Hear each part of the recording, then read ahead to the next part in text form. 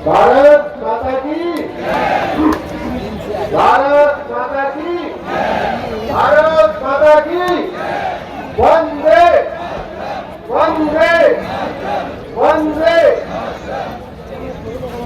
मंच पर उपस्थित सभी सज्जन, सामने बैठे सभी भाइयों और बहनों, सभी बड़ों को मैं प्रणाम करता हूं और अपने सभी छोटों को अपना स्नेह भेंट करता हूं। जनसंख्या नियंत्रण जनसंख्या समाधान फाउंडेशन, वहाँ पे चले जाओ, वहाँ से लगा दो। ये जो संस्था है ये वही काम कर रहा है, ये वही संस्था काम कर रही है सही है जो बड़े बड़े ऋषियों और मुनियों ने किया। भारत की संस्कृति बचाने के लिए जो काम बहुत सारे हमारे ऋषियों मुनियों ने किया था, ये संस्था भी वही काम कर रही है। इसलिए सबसे पहले मैं जनसंख्या समाधान फाउंडेशन, उसके सभी पदाधिकारी, उससे जुड़े हुए सारे सदस्य, भाई अनिल चौधरी जी, बहन ममता सहगल जी, सबको मैं हार्दिक अपनी शुभकामना भेंट करता हूं। एक बात जनसंख्या की बात करने से पहले हमें समझना पड़ेगा कि भारत की जनसंख्या नियंत्रण की बात हो क्यों रही है। और एक आंकड़ा आज मैं आप सबके बीच में रखना चाहूंगा, जिसपे आज तक न कभी अखबार में कुछ लिखा गया, न कभी किसी चैनल पे चर्चा हुई। इसलिए मेरा विनम्र निवेदन है, उस आंकड़े को समझिए और उसमें संदेश क्या छिपा है उसको समझिए। ईसा से 200 साल पहले भारत की जनसंख्या 14 करोड़ थी और आप लोग इसको गूगल कर लीजिए, डेमोग्राफी ऑफ इंडिया, बाद में कर लीजिएगा मुझे सुनने के बाद, तो आपको भी यह स्पष्ट हो जाएगा। ईसा से 200 साल पहले यानी अब से 2200 साल पहले भारत की जनसंख्या 14 करोड़ थी।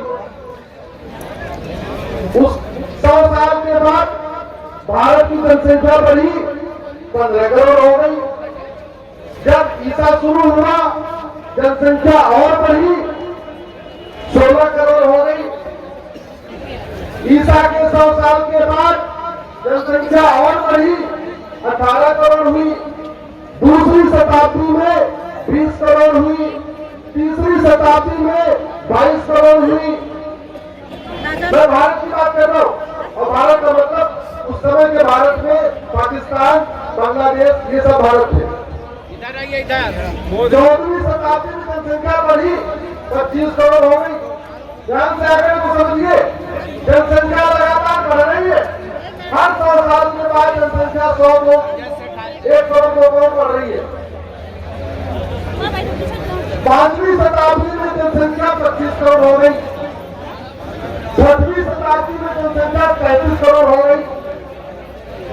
मैं आज विशेष रूप से इलेक्ट्रॉनिक और प्रिंट मीडिया से आग्रह करूंगा, इसको वो चाहे तो वेरीफाई कर ले, गूगल कर लो, डेमोग्राफी ऑफ इंडिया। जो बात मैं कह रहा हूँ विकिपीडिया पर अवेलेबल है। 6वीं शताब्दी में 35 करोड़ हुई। 7वीं शताब्दी में बढ़ी 40 करोड़ हुई। इसका मतलब 6वीं शताब्दी से 7वीं शताब्दी यानी 100 साल में भारत की जनसंख्या 7 करोड़ बढ़ गई। लेकिन अगले 100 साल में 8वीं शताब्दी में जनसंख्या बढ़ी नहीं, जनसंख्या घटी।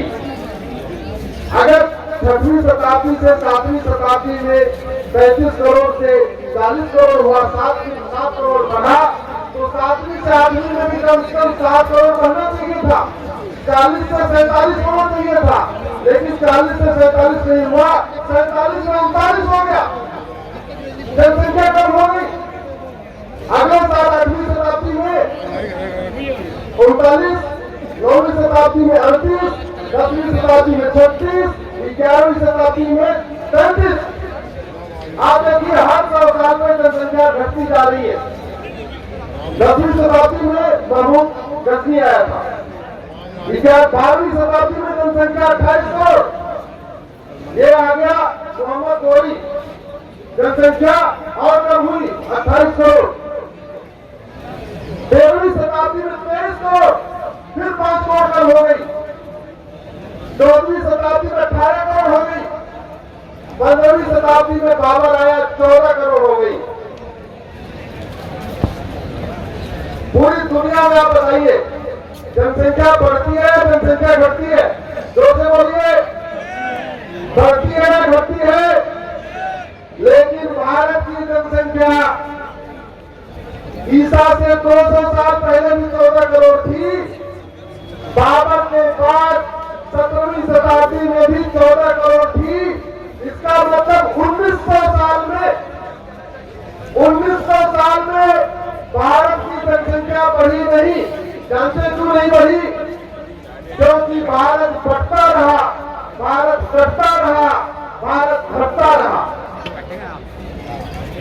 7वीं शताब्दी तक जनसंख्या बढ़ी है। मैंने आगे आपको बताए 6वीं शताब्दी में 37 करोड़, 7वीं शताब्दी में 40 करोड़। लेकिन 7वीं शताब्दी के बाद जनसंख्या घटना शुरू हुई और आते आते बाबर तक वो 14 करोड़ पहुंच गई। ऐसा नहीं है कि बच्चे नहीं पैदा हो रहे थे, ऐसा नहीं है कि जनसंख्या नियंत्रण कानून बन गया था, ऐसा नहीं है कि सबके ऊपर हमको हमारे दो लागू हो गया था, ऐसा कुछ भी नहीं था। लेकिन जनसंख्या लगातार घटती गई, घटती गई, घटती गई, घटती गई और 14 करोड़ पे आ गई। दूसरी एक बात और जिस पे आज तक चर्चा नहीं हुई, लेकिन उस पर चर्चा होना चाहिए। क्या गोरी अपने परिवार को लेकर भारत में आया था? क्या बोलिए? क्या गजनी अपने परिवार को लेकर भारत में आया? क्या बाबर अपना परिवार लेकर भारत में आया? तो जब गजनी अकेले आया, उसके सैनिक अकेले आए, बाबर अकेले आया। मानिए इंद्रेश जी हम सबके बड़े भाई, हम सबके मार्गदर्शक आदरणीय इंद्रेश जी आ चुके हैं। हम सब एक बार ताली बजा के उनका स्वागत करें। माननीय इंद्रेश कुमार जी का बहुत बहुत आभार भाई साहब, आपके मार्गदर्शन के लिए बहुत बहुत धन्यवाद। तो मैं आपसे पूछ रहा था, न तो गजनी परिवार लेके आया, न गजनी के सैनिक परिवार लेके आए, न गोरी परिवार लेके आया, न गोरी के सैनिक परिवार लेके आए, न बाबर परिवार लेके आया, न बाबर के सैनिक परिवार के लेके आए। तो फिर यहाँ पे जो अपने आप को बाबर का वंशज बताते हैं, जो अपने आप को औरंगजेब का वंशज बताते हैं, वो आए कहां से? यही की बहन बेटियों को जबरदस्ती कब्जा किया गया, यही की जबरदस्ती बहन बेटियों को छीना गया और जनसंख्या बढ़ाई गई। और यही कारण था भारत घटता रहा, भारत घटता रहा, भारत बढ़ता रहा। अब आते हैं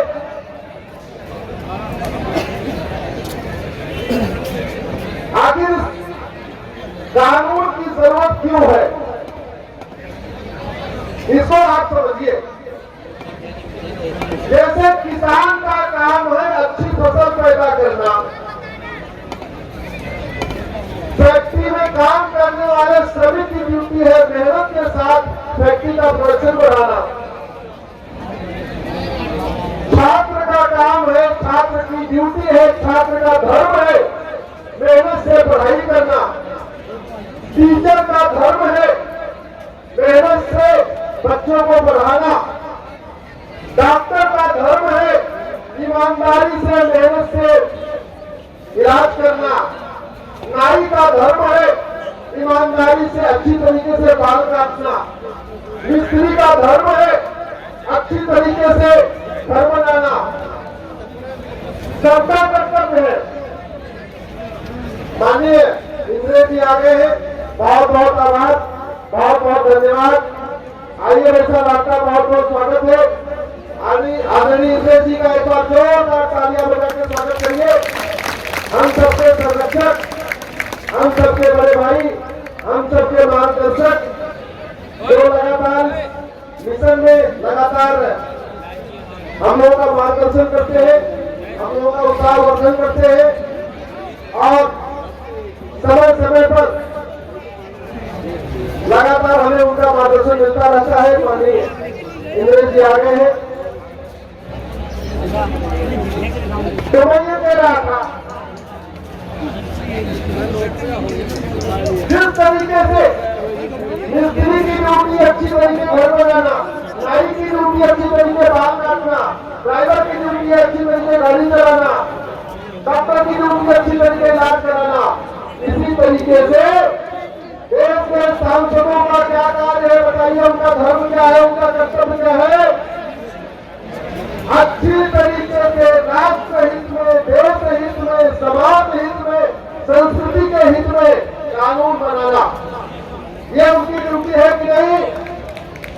आखिर हमारे माननीय सांसदों को वेतन भत्ता, गाड़ी, बंगला, फ्री टिकट, फ्री टिकट सब कुछ किस लिए मिलता है? गर्वों से बोलिए, कानून बनाने के लिए, अच्छा कानून बनाने के लिए कि घटिया कानून बनाने के लिए? तो अच्छा कानून बन रहा है क्या? क्या माननीय अपने धर्म का पालन कर रहे हैं?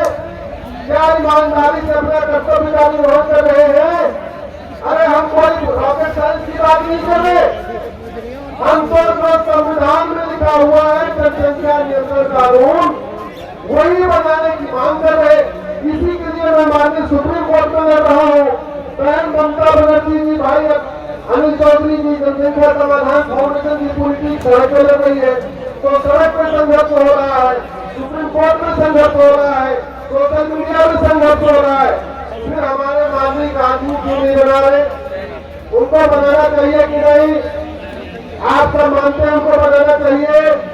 इसी कार्य के लिए उनको वेतन भत्ता मिलता है, इसी कार्य के लिए उनको गाड़ी बंगला मिलता है, इसी कार्य के लिए आजीवन पेंशन मिलती है, इसी काम के लिए फ्री टिकट मिलता है। तो मेरा आज आप सबके सामने मैं देश के सभी माननीय सांसदों से आग्रह करता हूँ, संविधान में जनसंख्या नियंत्रण कानून लिखा हुआ है, संविधान में जनसंख्या नियंत्रण कानून का प्रावधान है। जनसंख्या विस्फोट राष्ट्रीय समस्या है, ये किसी एक राज्य की समस्या नहीं है। तो आप कठोर कानून बनाइए। आप अगर कोई ये कहता है कि भाई ये बात नीचे आ गया है तो जनसंख्या नियंत्रण कानून की जरूरत क्यों है? तो मर्डर कम हो रहा है तो मर्डर का कानून क्यों है? धर्मांतरण कम हो रहा है तो धर्मांतरण कानून क्यों है? लोग ट्रैफिक नियम पालन कर रहे हैं फिर ट्रैफिक नियम कानून क्यों है? अरे बड़ी सीधी सी बात है, आप कठोर कानून बनाइए। जब तक हम तो हमारे तो फॉलो कर ही रहे, कोई जनसंख्या विस्फोट कर नहीं रहा है, तो फिर किसी को मृत्यु क्यों लगनी? फिर किसी को तकलीफ क्यों? जो तोड़ेगा वो सजा पाएगा, जो जनसंख्या विस्फोट करेगा वो सजा पाएगा, जो नहीं करेगा उसको कोई दिक्कत नहीं है। इसलिए TFR वाली वो कुछ सेकुलर बुद्धिजीवियों के द्वारा जो TFR वाला फार्मूला लिया गया, TFR 2.1 आ गया, TFR 2.1 आ गया। अरे TFR 2.1 आ गया, फिर तो आप और कठोर कानून बनाओ, फिर तो आप वोटर ID छीन लो, फिर तो आप 10 साल में जेल में डालने का कानून बना दो। जब सब लोग हम लोग हमारे तो कर रहे हैं, फिर तो किसी को दिक्कत नहीं होगी। इसलिए जनसंख्या नियंत्रण कानून का लोग सीधे विरोध करने की बजाय नई उन्होंने थीसिस निकाल लिया है कि TFR 2.1 आ गया, TFR डाउन हो गया है। इसलिए ये तथाकथित इंग्लिश इंटेलेक्चुअल्स के द्वारा, इंग्लिश लिबरल्स के द्वारा एक नई कहानी थोपी जा रही है। दुर्भाग्यवश कई बार हमारे सांसद भी उस झूठी कहानी में आ जाते हैं। कई बार हमारे सांसद जिनको कानून निर्माता कहते हैं वो भी उस झूठी कहानी में आते हैं। मैं ये कह रहा हूँ, अगर इस देश में सब लोग ट्रैफिक रूल फॉलो कर रहे हैं तो आप रेड लाइट तोड़ने में 10,000 की पेनल्टी कर दो या 10 साल सजा कर दो, क्या फर्क पड़ता है? जब ट्रैफिक नियम का पालन कर रहे। अगर कोई आदमी चोरी नहीं कर रहा है तो चोरी की कितनी कठोर सजा बना दो, क्या फर्क पड़ेगा? कोई नहीं। तो वास्तव में अगर सब लोग हम जो हमारे को कर रहे हैं तो जनसंख्या विस्फोट करने वालों को आप 10 साल की सजा का प्रावधान कर दो, 10 लाख रुपए पेनाल्टी कर दो और उसके ऊपर आईडी छीन लो, कुछ भी कर दो, कोई फर्क नहीं पड़ेगा। मानिए इंद्रेश जी आ चुके हैं, आदरणीय मेरे मित्र अनिल चौधरी जी है और बहन ममता बनर्जी जी, ममता सेक्रेटरी बहन ममता सेक्रेटरी है हमारे साथ में। अभी कार्यक्रम को आगे बढ़ाते हैं और समय मिलेगा तो दोबारा ऑफिस से आपसे बात करेंगे। बहुत बहुत धन्यवाद, बहुत बहुत आभार।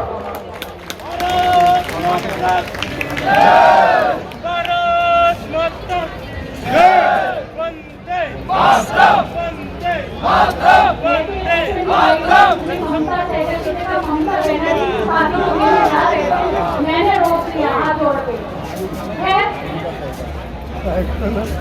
हम जिस उद्देश्य के लिए यहाँ सब इकट्ठा हुए हैं और 2 महीने, पूरे 2 महीनों से अधिक बहुत लोगों ने अपने घर छोड़े, बात छोड़े, आप लोगों के बीच हम आए हैं। अभी तक अधिकतम हम सभी गांव में गए हैं जहाँ भाई बहन बैठे हैं, पर पीछे जहाँ मेरी आसपास नजर पड़ रही है आज के दिन का हमें